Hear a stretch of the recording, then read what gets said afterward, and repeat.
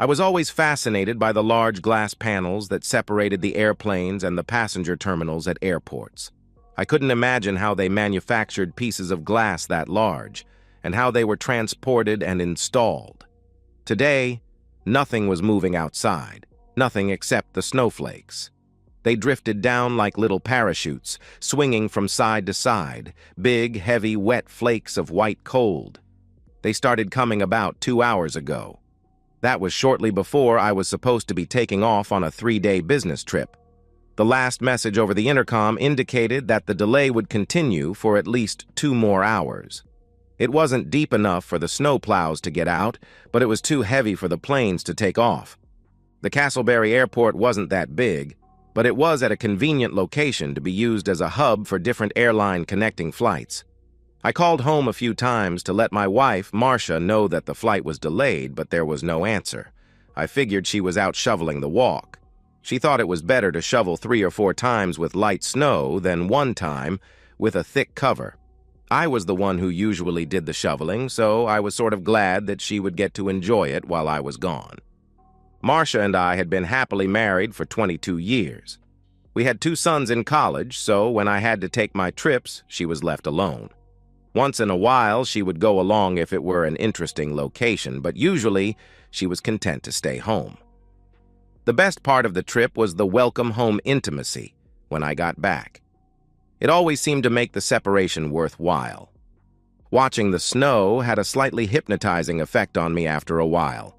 Stretching my legs seemed to be a good idea, so I wandered over to the VIP lounge. I recognized one fellow traveler sitting at a table with 3 other stranded souls. He noticed me as I entered and waved. "Eddie, sit down and join the Cheating Hearts Club." I remembered that his name was Duncan, but I had never met the rest of the bunch. "I assume you are all Hank Williams fans?"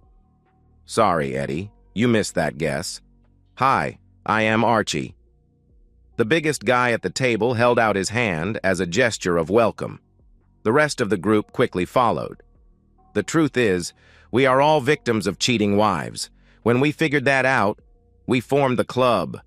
All this happened within the last hour, of course.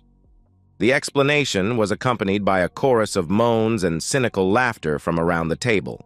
The youngest guy in the group, who identified himself as Bryce, called the waitress over and ordered another round of drinks. They were about 3 rounds ahead of me at this point, so I was the only one who was completely sober. I was a poor drinker at best. As the newest member, I got to pick up the latest tab. "Sorry, fellows, I would be happy to sit and chat about your marital woes, but I can't join your club since I am happily married." Cedric, the oldest member of the group, thought that was funny.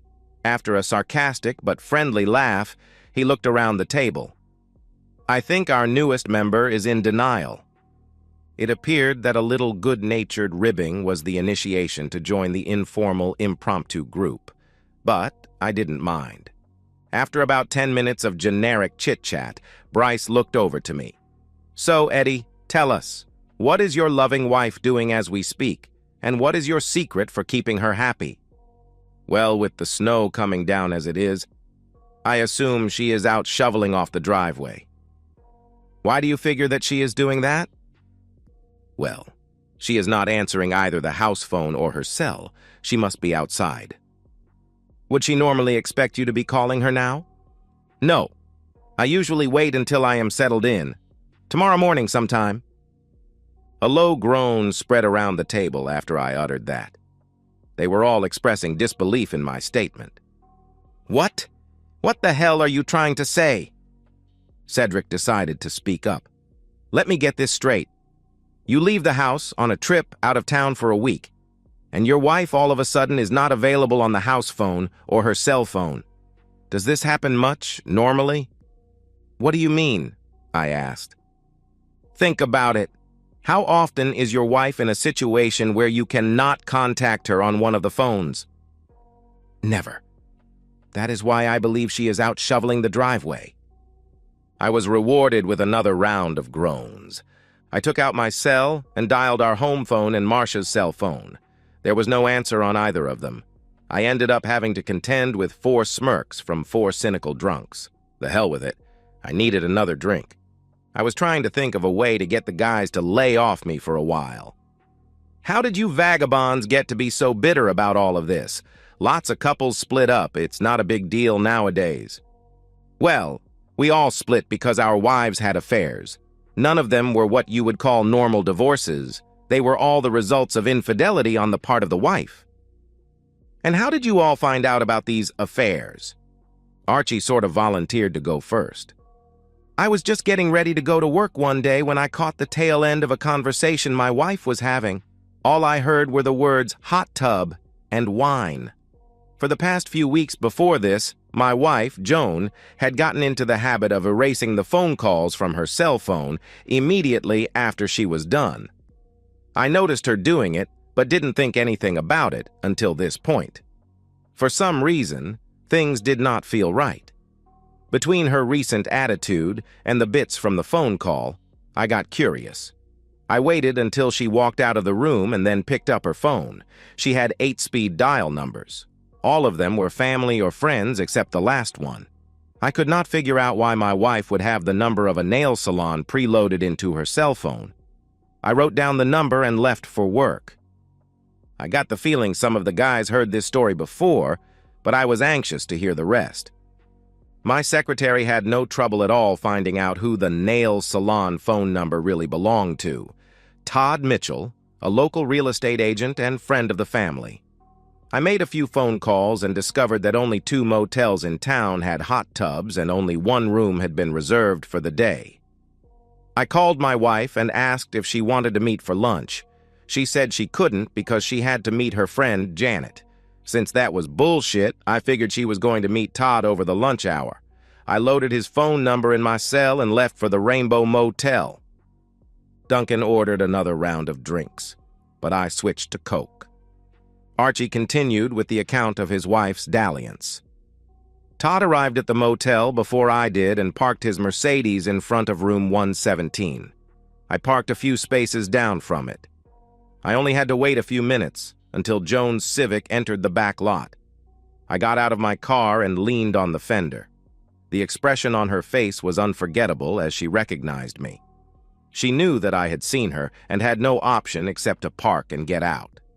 She tried desperately to convince me that Janet was meeting her there, and they were going to just drive 1 car to the restaurant. I didn't say anything, but just smiled. She stopped talking, and I took out my cell phone and dialed the new preloaded number. When Todd answered, I said, "Joan is going to be a little late today, and they are towing your car away." My wife stood with her mouth agape as Todd jerked the door of the motel room open to see what was happening to his Mercedes. By that time, I was standing by the door. When he rushed out, he tripped over my extended leg and fell right on his face. A swift kick to his genital area completed things. I quietly got into my car and drove to the lawyer's office. 6 months later, I was a free man, and so was Todd. I take it that you had no idea anything was going on until you happened to overhear part of a conversation? That's right, Eddie. I found out later that they had been together for almost a year. I trusted my wife and had no reason to doubt her fidelity. There is nobody more gullible than a loving husband. Duncan stretched out in his chair, unsuccessfully trying to turn it into a recliner. Maybe you should try your wife again, Eddie. She might be done shoveling by now. When neither the house phone nor her cell phone got answered, I was rewarded with a round of moans and eye-rolling. Bryce leaned over the table. Eddie, do you have a neighbor you could call, just to see if everything is okay? After flipping through a small telephone book I had in my coat pocket, I called the old guy who lives across the street. He was retired and enjoyed being the eyes and ears of the neighborhood. Cedric ordered another round of drinks. He switched to Coke also. Well, what the hell did he have to say? I didn't notice who asked the question. Marcia left the house about 2 hours ago, just when the snow started. He hasn't seen her since. The driveway and sidewalk have not been shoveled. As expected, a loud, long groan emanated from around the table. It was as if they were all saying, "I told you so," at the same time. It was Bryce's turn to entertain the group. Well, at least I saw it coming. I don't know how long it was going on when I started to pick up on the little things. Sadie and I had 3 kids in high school, and I was on the road far more than I should have been. The only good thing was that she kept the affair secret from the kids and never brought the guy to the house. At least I think she never did. I finally faked an out-of-town trip so I could check things out. It was pretty cut and dry. He picked her up at the mall and they went to a motel, about 20 minutes from our house. I watched from the outside as they took the elevator to the 3rd floor.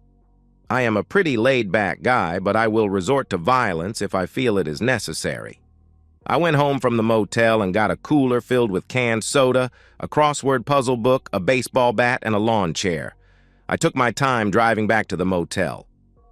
Duncan ordered a large plate of nachos from the bar. Bryce continued with his story. The desk clerk gave me a funny look when I walked in, but he didn't say anything.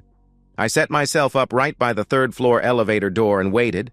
I took a good leak before leaving the house, so I wouldn't have to leave my post.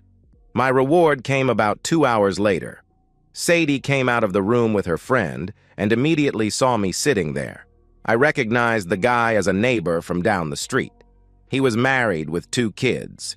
She ducked back into the room, and I could tell she pulled him along by the way he moved.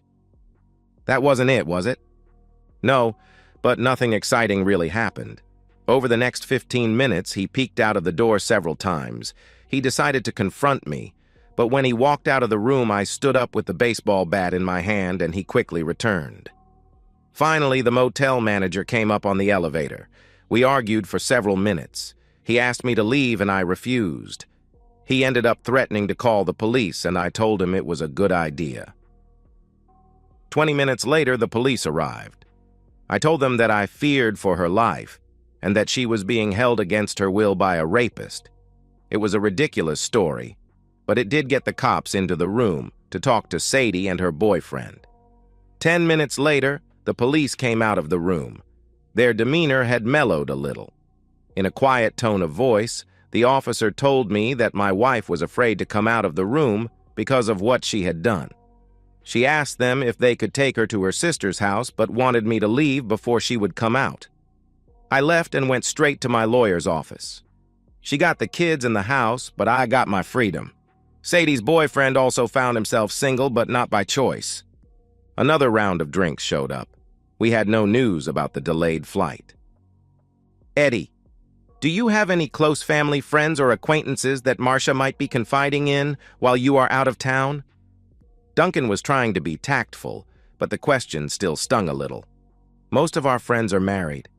The only guy I can think it might be is one of Marcia's old college friends who just came back to town about 6 months ago. At first, she mentioned him several times, but lately she hasn't brought up his name at all. I didn't like him because he was a little smarmy. How friendly were they in college? It was my turn to groan. He was a frat boy. We all started digging into the nachos, and Cedric started to tell us about his spouse. Julie and I were married 23 years. The kids were gone, and I was traveling a lot with the job. I was just returning from a 3-month job in Peru when things went to shit. I got a nasty spider bite the day before I left to come home. The doctor gave me a prescription for an antibiotic, but I couldn't fill it until I got back. I had a local pharmacist who knew everybody by name. When I filled my order, he asked me if I wanted to take Julie's prescription home also, since it was ready.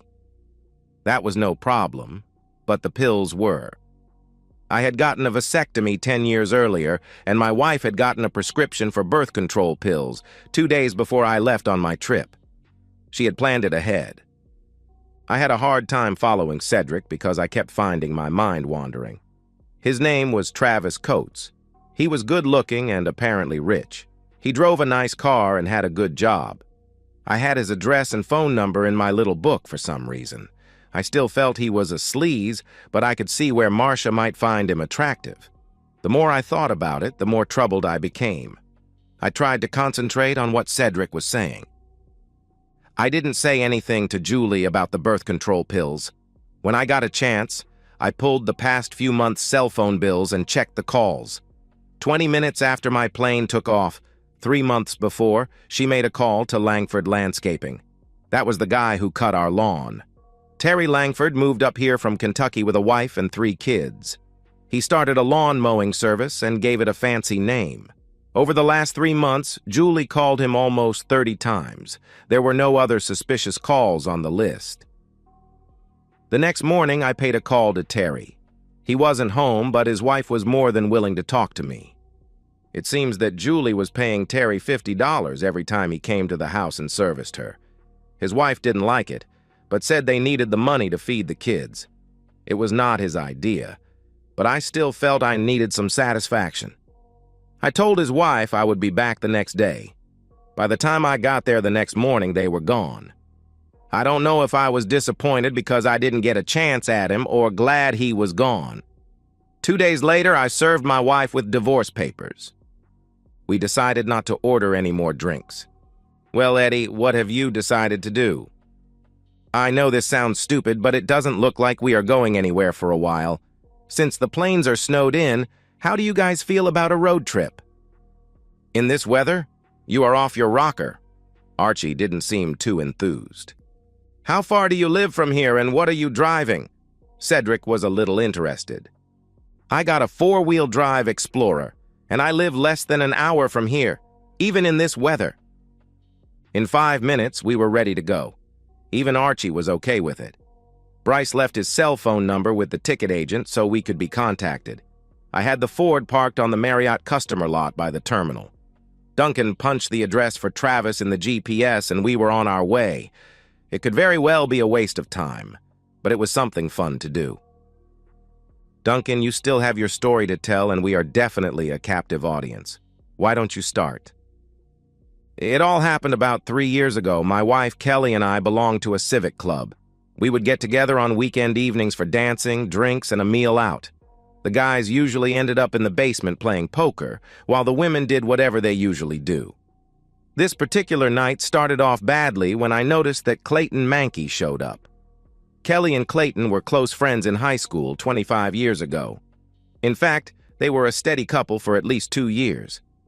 Clayton finished college and moved away, but I always had the feeling that Kelly still thought about him. They danced a few times and I could tell they were trying not to be too obvious about it. I noticed that as they talked, Kelly would keep glancing in my direction. I always positioned myself so that it appeared that I wasn't watching them. Once I saw her say something, and then look at her watch. I thought that this was interesting. Are we going to get all this in before we get to Eddie's place, Duncan? Patience, my good friends. I socialized a little and found out that Clayton was staying in the penthouse at the Madison Inn. It appears he had done very well in the advertising business and didn't mind bragging about it. Trying not to be obvious, I also found out that he was driving a white Lexus. It was getting close to 9 o'clock when the poker game usually started. Kelly could always count on me being there until at least midnight. I casually mentioned to my wife that I would be going downstairs shortly and hoped she wouldn't mind. Of course, she had no objections. A few minutes later, I noticed her looking across the room at Clayton. She held up her hand and flashed 5 fingers and then 4 fingers. He smiled and nodded. It wasn't hard to go out the back door, get my car, and drive over to Madison. I parked in an inconspicuous spot and went inside. It was easy to observe the parking lot, and 10 minutes later, the white Lexus pulled up.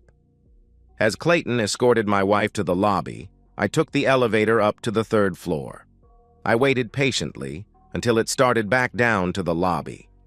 The expression on my wife's face when the door opened was priceless.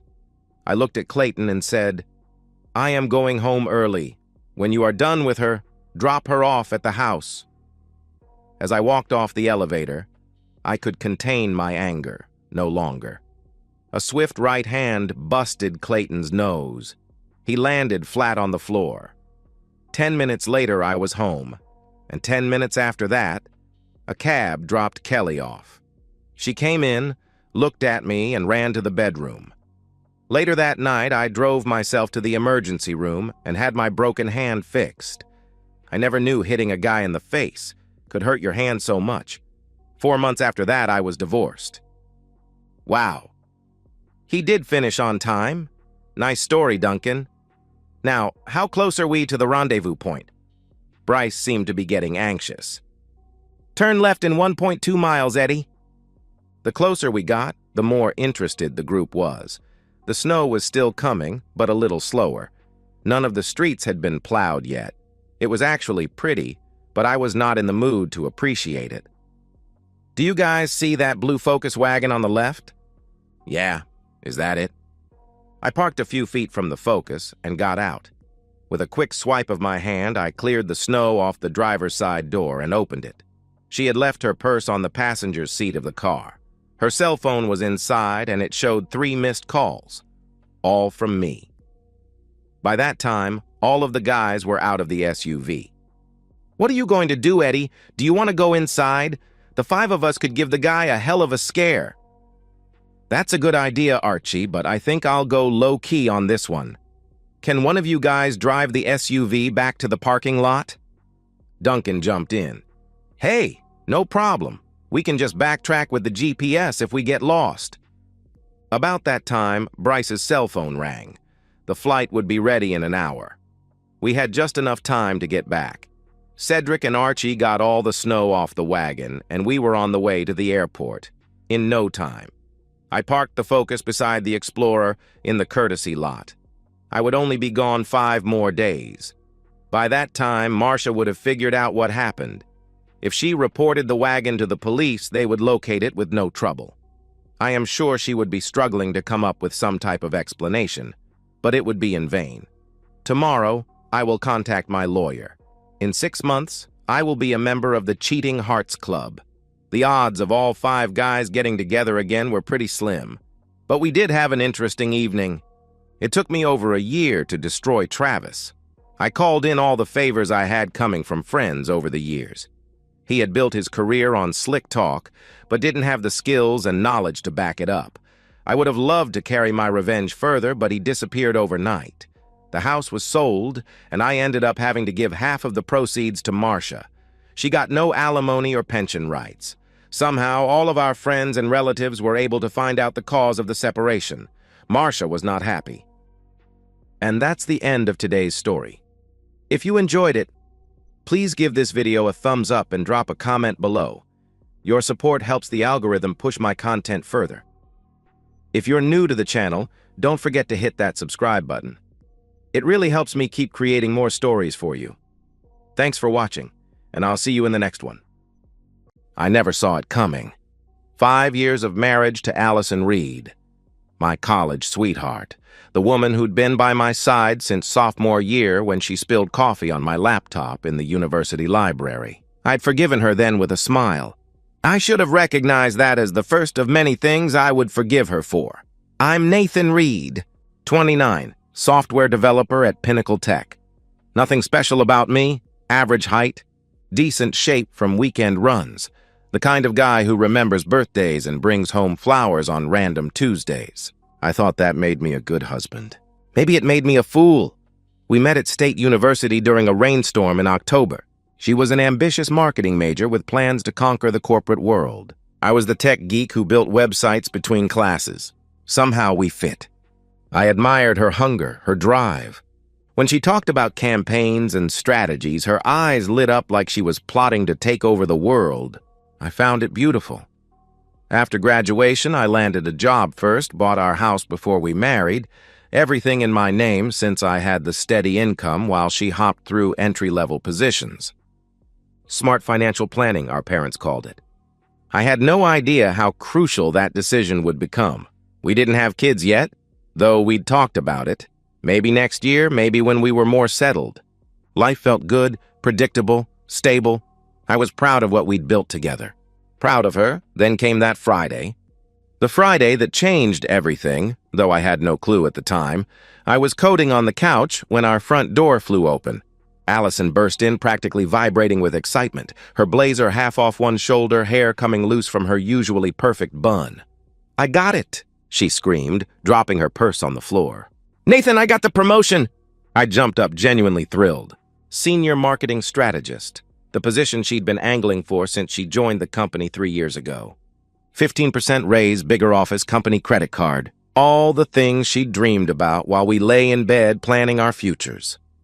"I knew you would," I told her, lifting her off the ground in a bear hug. "They'd be idiots not to promote you." We celebrated with Italian takeout from Vincenzo's, her favorite linguine with clam sauce that I couldn't stand but ordered for special occasions. I popped a bottle of champagne we'd been saving, and we toasted on the living room couch. Her legs draped across my lap as we ate straight from the containers. "There's more," she said, sipping champagne with a nervous smile. "I'll be traveling. With Greg Carlisle, her boss, mid-40s, married with 2 kids, the kind of man who wore expensive watches and talked too loud at company parties. I'd met him twice and thought nothing of him. The Denver pitch is in 2 weeks, she continued, twirling her champagne glass between her fingers. 3 days, then probably Chicago the month after, maybe New York in the fall. I didn't hesitate. Didn't think twice. "This is your dream, Al. I'm not going to hold you back." She set down her glass, crawled across the couch, and kissed me, deep, grateful, tasting of champagne and promise. "You're the best husband ever, you know that?"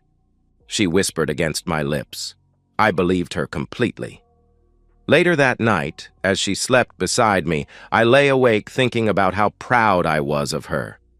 Her ambition had always attracted me, the way she set goals and crushed them, her relentless drive. Her hunger for success had always matched my need for stability. Perfect balance. I decided I'd use her trip to finally finish coding that personal project I'd been procrastinating on. 3 days alone would be productive. I'd order pizza, pull some all-nighters, surprise her with progress when she got back. I had no idea that in 2 weeks, everything I thought I knew about my marriage would be destroyed in a single hotel room. The 2 weeks passed in our normal rhythm. Morning coffee shared over weather forecasts, goodnight kisses that tasted of toothpaste, weekend errands running on autopilot. Nothing felt different. Nothing felt wrong. Tuesday morning came with a gray drizzle. I drove Allison to the airport, her professional armor fully assembled. Navy blazer, pencil skirt, heels that clicked authoritatively on our garage concrete. Her rolling suitcase contained 3 carefully planned outfits. I knew because I'd watched her pack them. Hanging on the closet door while she deliberated between blouses. "You're going to nail this presentation," I told her at departures, pulling her close for a quick kiss. "Knock 'em dead," she smiled against my lips. "I'll try not to leave bodies," she joked, adjusting her blazer. "Text me when you land?" I asked, squeezing her hand. "Of course," she promised, rolling her suitcase toward the terminal. 3 hours later, my phone buzzed. Landed. Staying at Grand Summit Hotel, room 712. "Miss you already." I sent back a heart and went back to coding. That evening, she texted a photo of her hotel room view. Downtown Denver, framed by mountains. Later, a selfie, her face tired but smiling, hotel bed visible behind her, laptop open beside a room service salad. Long meetings. Brain fried. "Love you," I replied with updates about my day. Ordered pizza. Settled into bachelor mode. Feet on the coffee table, basketball game on low volume, laptop balanced on my knees as I worked late. Everything felt perfectly normal. I had zero suspicion. This isn't a story about a husband who snooped through phones or hired private investigators. It's about a trusting man who believed in his marriage completely. By Wednesday evening, I simply missed her. Not in a worried way, in a "we've been together since college and 3 days feels long" way. I kept checking my phone, refreshing our text thread, staring at her tired but smiling selfie. Then I had an idea. What if I surprised her? Showed up at her hotel with flowers, stole a night together before she flew back tomorrow? I imagined her face when she opened the door. Shock, joy, maybe happy tears. I checked flights. One leaving in 2 hours, landing at 10 p.m. Denver time. Before I could overthink it, I booked the ticket, packed a light overnight bag, and headed to the airport. On the way, I stopped at Bloom & Petal, our local florist. "Red roses and white lilies," I told the woman behind the counter. "Allison's favorites. Special occasion?" she asked, wrapping the stems in green tissue paper. "Just surprising my wife on a business trip," I answered, pulling out my wallet. She smiled warmly. "That's so romantic," she remarked, handing me the bouquet. I grinned like an idiot, excited about my grand gesture. Maybe we'd order room service champagne. Maybe we'd make love with the Denver skyline behind us. Maybe I'd fly home tomorrow night having reminded her why we worked so well together. The flight felt endless. To avoid ruining the surprise, I texted Allison that I was working late on a deadline and wouldn't call for our usual good-night chat. She replied with a sad face and, "Miss you?" I landed at 10:47 p.m., already imagining the story we'd tell for years about the time I flew across the country just because I couldn't wait one more day to see her. I caught an Uber straight to the Grand Summit Hotel, flowers in hand, heart racing with anticipation. The hotel lobby gleamed with marble and soft lighting. The night clerk barely looked up as I walked through. I didn't need to check in. I was just visiting. Room 7 on 12. The elevator climbed slowly. 4th floor, 5th, 6th, 7th. The hallway stretched long and quiet, thick carpet muffling my footsteps. Room 708. Room 710. Room 712. I stood at her door, flowers in hand, and raised my knuckles to knock. I knocked 3 times. When that door opened, my entire life ended. Allison answered on the 3rd knock. Her hair was loose and tangled, cheeks flushed pink. She wore only a white hotel robe, barely tied at the waist, exposing a strip of bare skin from throat to navel. For one suspended moment, I thought she'd just showered. Then her eyes went wide with horror. "Nathan?" she gasped, clutching the robe tighter. Behind her, a man's voice called out, "Babe, who is it?" My blood turned to ice. The bouquet slipped from my fingers, hitting the carpet with a soft thud. Red roses, white lilies, crushed under my shoes as I pushed past her into the room. Greg Carlisle lay sprawled across rumpled sheets, naked except for a thin blanket hastily pulled across his waist. Wine glasses stood on the nightstand. His clothes, expensive suit pants, button-down shirt, lay scattered across the floor beside lace underwear I recognized as Allison's. Time slowed. My brain tried to process what my eyes were seeing. Disbelief collided with reality, my entire world rearranging itself in seconds. Then instinct took over. I pulled out my phone and started recording. "Say hi to the camera, Greg." My voice sounded wrong, cold, mechanical, belonging to someone else. I panned across the room, capturing everything: the rumpled bed, the wine glasses, discarded clothes, Allison in her loosened robe, Greg scrambling to cover himself. "Nathan, stop!" Allison lunged for the phone, her robe falling open further. I sidestepped her easily. "I'm getting evidence." "For the divorce," I explained, continuing to record everything. Greg stood up, wrapping the sheet around his waist. "Listen, man, this isn't," he began, hands raised. "This isn't what it looks like?" I laughed, hollow and sharp. "It looks like you're f***ing my wife." "Nathan, please." Allison's voice broke, tears streaming down her face. Mascara ran in black rivers down her cheeks. "Good. I wanted her ruined." "Let me explain," she pleaded, reaching for my arm. "Explain what?" I snapped, jerking away from her touch. "That you accidentally fell on his banana? That you've been lying to me for how long?" "Weeks, months." Greg stepped forward, hands raised placatingly. "You need to calm down," he advised, his voice patronizing. Something snapped inside me. "Stand up." I spoke directly to Greg, ignoring Allison's pleading. "Get up. Listen, I understand you're upset," he started, backing away slightly. My fist connected with his jaw before he could finish. The crack echoed through the room, followed by Allison's scream. Greg stumbled backward, eyes wide with shock. I didn't give him time to recover. I drove my fist into his ribs, once, twice, 3 times in rapid succession. Each impact sent a jolt of satisfaction up my arm. Greg collapsed to his knees. Blood ran from his split lip, dripping onto the pristine hotel carpet. Allison clawed at my shoulders, trying to pull me back. "Stop it! You're going to kill him!" she screamed, her nails digging into my skin. I shook her off and grabbed Greg by his hair, yanking his head back. His eyes were wide with fear now. I smiled and slammed my fist into his face again. Blood sprayed across the white sheets. His nose collapsed under my knuckles with a wet crunch. I stepped back, breathing hard, staring at Greg's broken body on the floor. His face was a mess of blood and already swelling tissue. He curled into a fetal position, whimpering. Allison stood frozen, one hand covering her mouth, tears and mascara streaming down her face. I held up my phone, still recording. "I've got everything I need." "We can talk about this," she began, reaching for me again. "No." I backed toward the door. "I'm filing for divorce." "Don't bother coming home." I walked out past the crushed flowers, their sweet scent now sickening. Down the hallway. Into the elevator. Through the lobby where the night clerk now stared openly at my bloody knuckles, I didn't look back. Behind me, I could hear Allison's sobs echoing down the hallway. The sound followed me into the elevator, but I felt nothing. Just cold, clear purpose. I caught the red-eye home at 6 a.m., my hand throbbing, dried blood still under my fingernails.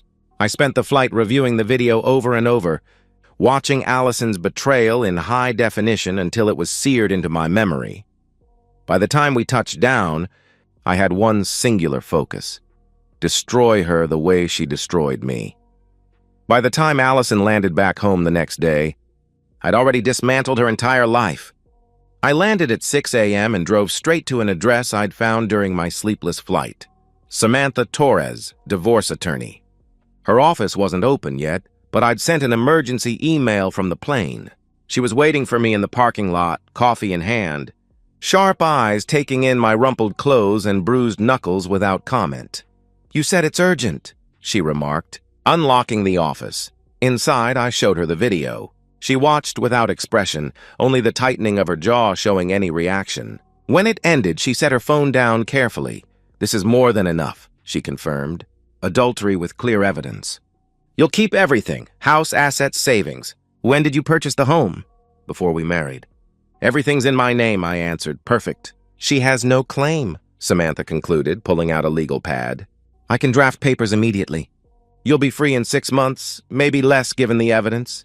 I nodded, feeling a cold satisfaction spread through my chest. "How quickly can we serve her?" I asked.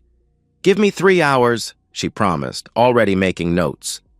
I spent those hours methodically dismantling the life Allison and I had built. First stop, the bank. 9 a.m. sharp. I closed our joint account, transferring $47,000 to my personal account, money mostly from my salary anyway. Allison had always spent more than she saved. Next, the locksmith. I paid extra for immediate service. By noon, every lock in our house had been changed.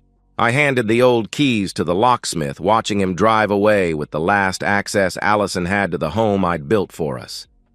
I called my boss, explained a family emergency, took 2 days off. I had work to do. That evening, as the sun set, I heard a car in the driveway. Allison's headlights swept across the living room wall as she pulled in. I watched through the window as she approached the front door, suitcase rolling behind her. Her key slid into the lock but didn't turn. She tried again. Nothing. Then the pounding started. "Nathan, open the door!" she yelled, her fist hammering against the wood. I approached the window, pulled back the curtain. Our eyes met through the glass. I opened the window 1 inch, just enough for my voice to carry. "There's nothing to talk about," I stated flatly. "Please," she begged, mascara already running again. "Just let me explain." "Explain what?" "That you your boss in a hotel room?" I asked coldly. "That video explains everything." "Nathan, I made a terrible mistake." "I love you. We can fix this," she pleaded, pressing her hand against the window. I laughed, harsh and cold. "Divorce papers will be sent to your parents' house. Don't try to contact me again. You can't do this. This is my house, too," she protested, voice rising. "Check the deed," I replied calmly. "You did this, Allison." "Not me." I closed the window, locked it, and drew the curtains. I put on noise-canceling headphones and sat in the living room, music drowning out her screams and pounding. Through a gap in the curtains, I watched her collapse on the front step, sobbing into her hands. She stayed until 2 a.m., begging, crying, eventually just sitting in silence. Finally, she stood, dragged her suitcase to her car, and drove away, broken and homeless. But I wasn't done. The next morning, I drafted an email to Allison's company HR department. Subject: violation of company policy, evidence attached. I wrote professionally, clinically, attaching the video of Allison and Greg. I explained the extramarital affair between employee and supervisor, the violation of conduct policies, the abuse of company resources. Hit send. Closed laptop. 3 days later, Samantha called with news. Both Allison and Greg had received suspension emails. 2 weeks after that, termination letters. Both fired. Professional reputations destroyed. In our industry, word travels fast. I sat at my desk reading the divorce papers one more time. Everything was proceeding exactly as planned. House mine. Savings mine. Her job gone. Her reputation destroyed. I scrolled through texts from mutual friends, people wondering what happened, asking if I was okay. I told them the truth, every brutal detail. Shared screenshots of hotel receipts I'd found, timestamps of calls between Allison and Greg going back months. Let the evidence speak for itself. One by one, friends took sides. Most chose mine. The ones who didn't were dead to me anyway. I poured myself a whiskey, neat, and toasted my computer screen. Phase 1 of destruction, complete. I thought taking her home and career was enough. I was wrong. She still had one place left to fall, and I made sure she'd lose that too. Allison arrived at her parents' suburban home, Linda and Robert Reed, with 2 suitcases and shattered dignity. I wasn't there to see it, but I heard the story later through mutual friends who still talked to both sides. Linda opened the door with a face like stone. "Why are you here?" she asked, not moving to let her daughter in. "Nathan and I are getting divorced," Allison answered quietly, eyes downcast. "Why?" The single word fell like a judge's gavel. Allison hesitated, then confessed in a small voice she'd made a mistake, was seeing someone from work. Robert appeared in the doorway behind his wife, face hardening as he processed his daughter's words. "You cheated on Nathan? That boy who treated you like a queen?" he demanded, his voice rising. "Dad, please," she started, reaching toward him. "Get out," he ordered, stepping forward. Allison tried to explain. Robert's face turned crimson. "You destroyed your marriage. You humiliated yourself in this family. You don't get to bring that shame into this house," he shouted, jabbing a finger at her chest. Linda crossed her arms tightly across her chest. "You should have thought of the consequences before you slept with your boss," she added coldly. The door slammed shut. Allison stood on the porch alone, homeless, jobless, disowned. I learned all this from Linda herself, who called me the next day. They'd received the divorce papers I'd sent to their address, exactly as planned. I knew her traditional parents would never forgive infidelity. I'd counted on their rejection as the final blow. "We didn't raise her to be this person," Linda said, voice thick with emotion. "Robert can't even speak your name without crying." "I'm sorry," I told her sincerely, and I was. Sorry their daughter had become someone they couldn't recognize. Sorry they were collateral damage in Allison's explosion. "Don't be sorry," she insisted. "You were too good for her." We always knew it. I hung up feeling a grim satisfaction. I hadn't orchestrated her parents' rejection directly, but I'd predicted it. Known their traditional values would never bend to accommodate their daughter's betrayal. The ripple effect of exposure spread far beyond what I'd directly controlled. Allison hadn't just lost me, she'd lost everything and everyone. Through the grapevine, I also learned Greg's marriage had imploded. His wife, unaware of his affairs until my email to HR went viral through the company, had filed for divorce immediately. Now he was paying alimony and child support, barely surviving on unemployment benefits while he tried to resurrect his career from the ashes. One night, a text came from an unknown number. I knew instantly it was Allison, the desperate, rambling tone, the mix of self-pity and pleading. She was sorry, she'd made a horrible mistake, she still loved me, she'd do anything to make it right. She was staying in a cheap motel, had lost her parents, her job, her friends. She was alone and scared. I read it once, blocked the number, deleted the message. I felt nothing, no satisfaction, no anger, no pity, just emptiness where Allison used to live in my heart. 6 months later, the divorce decree arrived. I opened it once, filed it away, and moved on. She never did. The final divorce decree arrived in a manila envelope 6 months after Denver. I opened it at my kitchen table, scanning the legal language that officially dissolved our marriage. 5 years reduced to paperwork. I read it once, filed it in a drawer I'd probably never open again, and made myself a cup of coffee. It was over. Official, complete. I kept the house. Kept my savings, kept my dignity and self-respect. More importantly, I kept moving forward. My coworker, Brian, the one who'd recommended Samantha, Torres, when I showed up at work with the haunted look of a man whose life had imploded, approached me at lunch one day. My wife's friend Claire is single, veterinarian, nice girl. No drama, he offered casually. I hesitated. It had been 5 months since Denver. Just coffee, he pressed, leaning forward. What's the worst that could happen? Claire had kind eyes and an easy laugh. We met at a cafe downtown, away from anywhere Allison and I had frequented. She wore a blue sundress and didn't ask invasive questions when I mentioned I was recently divorced. Bad ending? She asked simply, stirring her latte. The worst, I confirmed with a tight smile. She nodded understandingly.